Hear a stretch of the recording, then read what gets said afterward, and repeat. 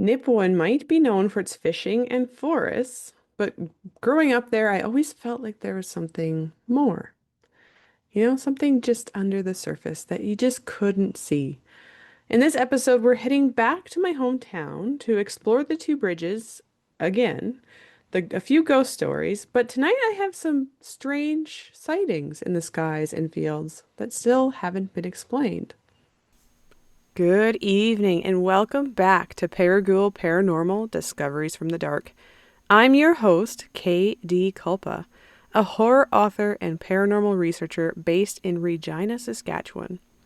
Each week on the podcast, we dive into the shadows of Saskatchewan's past and even go beyond, uncovering dark history, mysteries, urban legends, and sometimes we even get to some monsters. If you're one of the listeners that comes back each week but aren't yet subscribed, please hit that follow button and share it with someone who loves the weird and wonderful. I've got more big guests and haunted deep dives coming your way, so join me now as we explore the unknown and bring life to the ghosts and monsters hiding in the dark.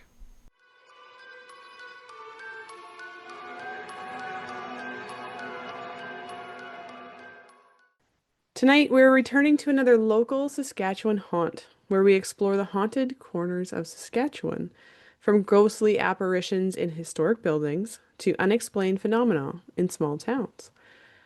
Now, let's delve into the dark history and paranormal activity that lurks in our backyard. In this episode, we will be traveling to the town that I was born again.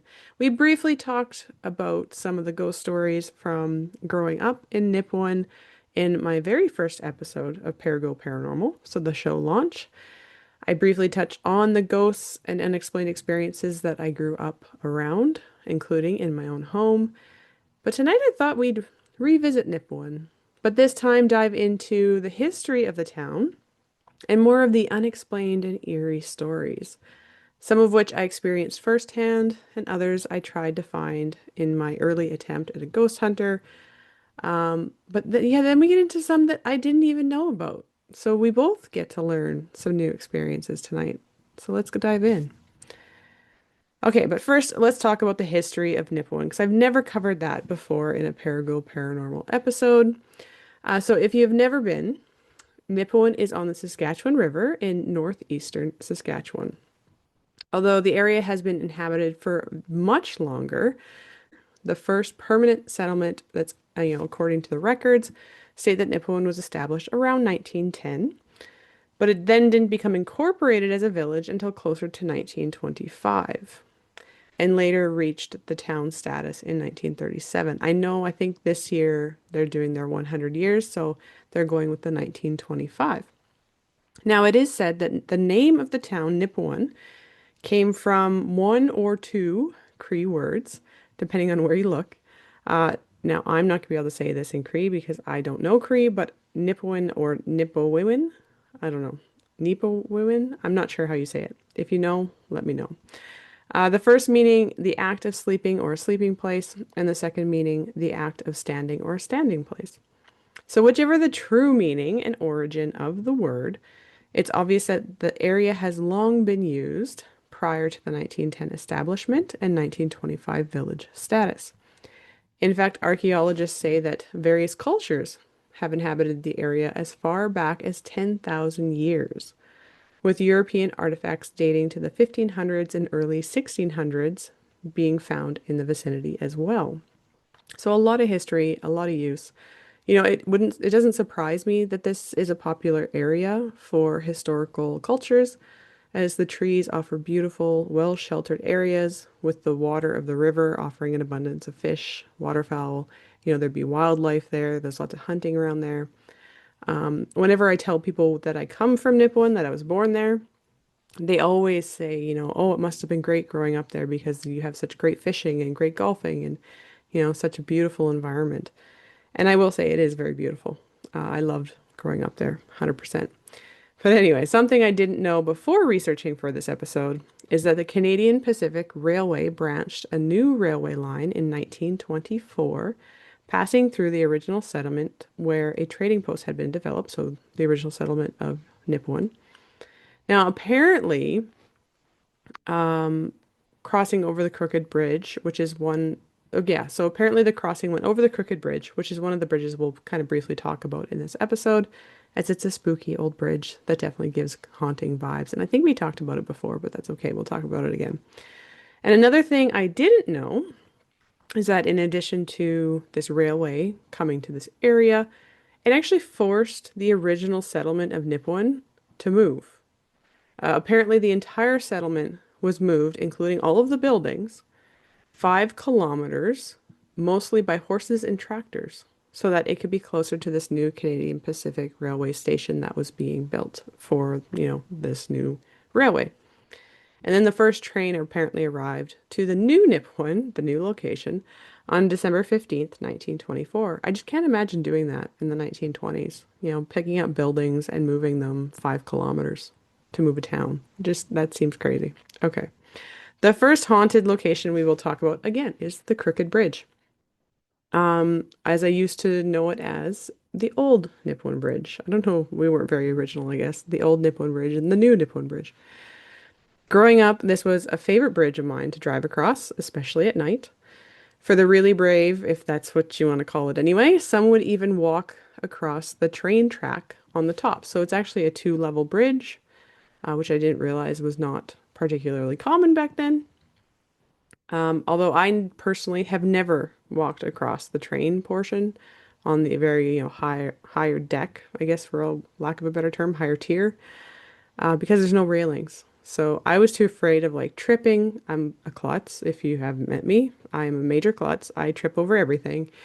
So I could just imagine myself tripping and then falling into the river below, and it just wouldn't end well. So that is why I have never tried to walk across the train tracks on the top. I stuck to the vehicle traffic portion that was like well built, had big railings, and I wasn't going to fall off of that. Apparently, it took a lot of convincing for the Canadian Pacific Railway to actually build the double tier. They didn't want to put a vehicle traffic portion on the bottom. They just wanted to do the train tracks on top. But people were able to convince them, and the bridge was completed construction in 1930, opening to traffic in 1931.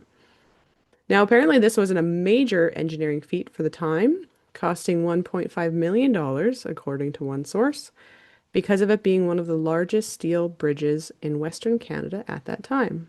Something new, I learned. It is over 1,900 feet long, with over 4,000 tons of steel connecting the two sides of the river so that people could easily drive across instead of requiring ferries or cables. Now, the road portion of the bridge was used up until 2021. Unfortunately, it is now closed to traffic because of deteriorating conditions. As I said, this bridge is a really spooky one. And because of course, when I was growing up, we were allowed to drive across it. You had to go slow. And the reason why they call it the Crooked Bridge is because you have to like curve onto the bridge and then you go straight across and then you have to curve off of the bridge. So you had to go really slow. It was narrow. It had these big curves, especially in winter. You wouldn't want to like slide into the railings. So you had to go slow across this bridge. And it has these tall, shadowy steel beams going up into the railway tracks above you. So it made for like a really spooky kind of cave-like experience, which was really cool when we were younger and spooky, and we loved it. Although I don't know any personal ghost stories about the bridge, I've heard many claim there are ghosts that still visit it. Although personally, I think it's more just the creepy, ominous vibe that everyone's picking up on, especially now that it's more intense because of rusted iron beams and deteriorating wood. And I think that even the piers are cracking. So, like, it really gives it that historical, ancient, creepy vibe even more. I was grateful to be able to at least visit the bridge the last time I was in Nipawin for my book tour of my debut supernatural horror novel, Coma. So I was back there in October 2024 to do a reading as part of my book tour. And my best friend from high school, and she's also a fellow hobby ghost hunter like myself. She's the one I went ghost hunting with. We walked across it taking photos and videos while the sun was setting, so it was quite nice to visit there again. And it had such a great vibe for preparing to go read for my horror book to my old community where I grew up. So even if you never catch a ghost or creepy experience on the Crooked Bridge, it still makes for great photos. Now, the biggest reason that the old Nipawin Bridge, or Crooked Bridge, depending on what you want to call it, was closed and it was decided not to repair it was because of the new bridge that was constructed around 1974 or 1975. This new modern bridge was built to replace the old Nipawin Bridge. I know, we're original with names, I told you. As a primary traffic route between White Fox and Nipawin. Now, this bridge has a supposed ghost sighting as well, even though it's not very old, or at least it did while I was growing up. I don't know if the claim still exists there. And I tried many times to see the ghost, but just never did see it. The story claims that it was the ghost of someone that died while the bridge was being built. And it went on to say that someone had fallen into the concrete of the supports while it was being poured, and they were unable to save him. Now, I tried to find the details of this tragedy because it would be a pretty big one for Nipawin, but I couldn't find anything, mostly because I can't, get into digital. I don't think there's any digital archives of the old Nipawin Journal, or at least I haven't been able to find them, which is the local newspaper there. So, because I couldn't find them, and I can't, drive to Nipawin for a podcast episode to look at micro films, I did the next best thing that I could think of doing. I talked to my dad. So, my dad was in Nipawin at the time that they actually constructed the bridge. And when I asked him about it, he said he actually even worked on the bridge for a couple of days while they were pouring the concrete. So, I mean, really, who's a better source, right? So I asked him if the supposed rumor behind the haunting was true, and he told me that it wasn't. No one had fallen into the concrete at the bridge while it was being constructed.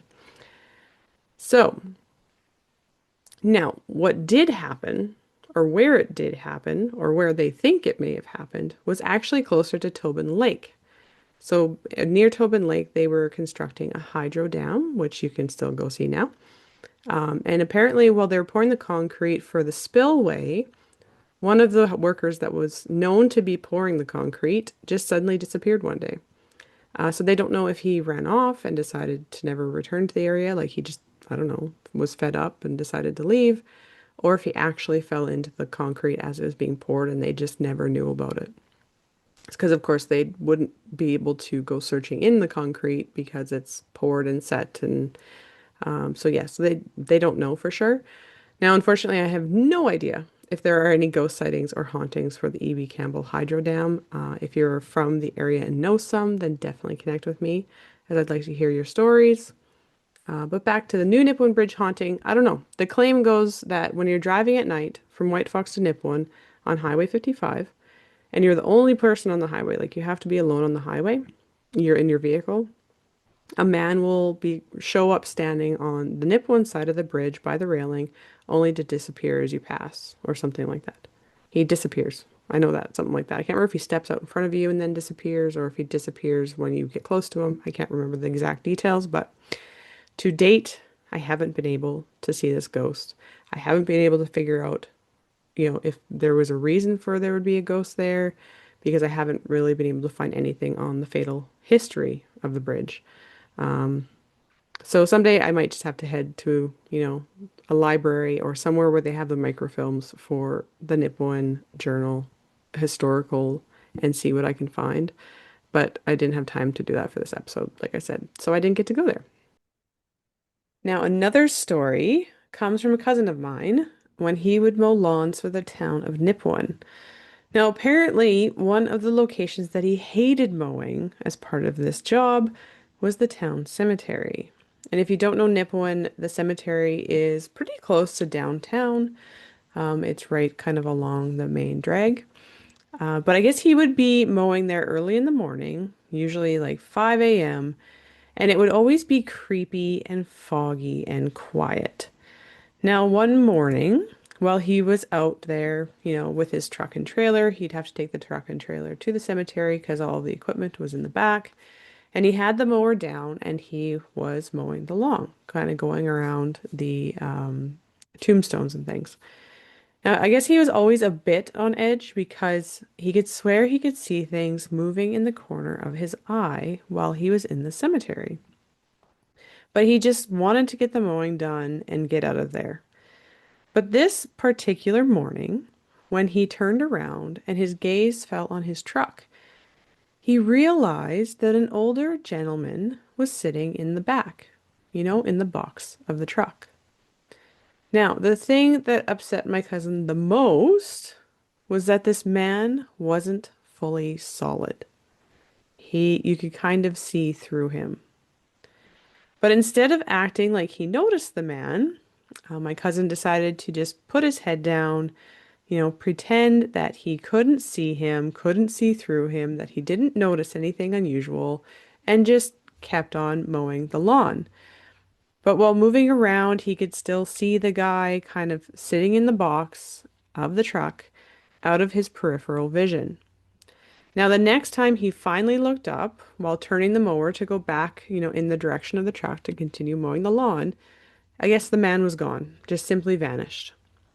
And apparently that was enough for my cousin because he finished off his summer job with the town that summer and then refused to ever go back again to do the job again because he just didn't want to be back at the cemetery at 5 in the morning by himself with the ghosts.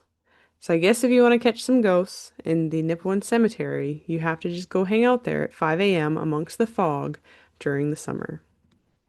Now, something that we have never talked about before, just mainly because I didn't know about them all, is that Nipawin has more than just ghost stories. Given it is a little remote and is surrounded by trees, I suppose it shouldn't be surprising that people have seen more than ghosts in the fields and along the river near Nipawin. Now, again, I had to talk with my parents about these things as they heard the stories as adults, while I was too young to know about them when they happened or when the people talked about them. But I was surprised to learn that Nipawin has a few UFO stories in the area. So the first one actually happened even in the 1990s. So you'd think I would remember this because I was alive, but I don't. I was too young. But okay, we were living in the haunted house at the time, but apparently there was also a UFO story. So, and this was actually seen by multiple people and even an RCMP officer. So apparently they saw four bright lights hovering over the river one morning. One of the witnesses worked at the Nipawin Hospital but didn't live in town, so she had to actually cross the bridge on Highway 55 to get into Nipawin every day to go to and from work. So apparently on her way in that morning, she saw the four lights traveling along the river, but they were hovering quite a distance above the water, making it obvious that the lights did not belong to boats. And as I mentioned, even an RCMP officer had seen the lights and went to investigate if someone was flying planes low along the river around the bridges, which I'm assuming would be illegal even at that time without proper permits, but I don't know. But nothing ever was found to explain the lights. No one ever came clean about being the cause of the flying lit objects along the river, so we still don't know to this day if an explanation was ever found or ever, uncovered. Just that there's these four hovering lights going down the river. Now, there are two older stories that both come from my grandparents. Now, I think I mentioned it in the previous episode when we talked about the UFO in Shag Harbor, that each of my grandfathers had their own UFO story, or something unexplained anyways, because one, we don't know for sure it's a UFO. So I asked my parents to share them with me for this episode, since we're talking about Nipawin, and I knew that they happened close to Nipawin, so I thought it would be interesting to bring them up here. So, the first one was my grandpa Wally, who is my mom's dad, and he never said for sure that it was a UFO, but it was a bright light he just couldn't explain. So he said that one night he was driving out to Elsham, and in case you don't know, Elsham is a small village, at least I think it's a village, that's roughly 35 kilometers southeast of Nipawin. And if you're on the dirt roads taking the back way, it'd probably take you about 25 minutes to get there from Nipawin. Now, I can't remember why he was going to Elsham. I just know that this happened at night and he was on his way to Elsham. But anyways, my grandfather was driving to Elsham for something, and there are only a couple roads that can take you there, so you don't have a lot of options to go a different route if one of them is blocked. But the one he happened to be on was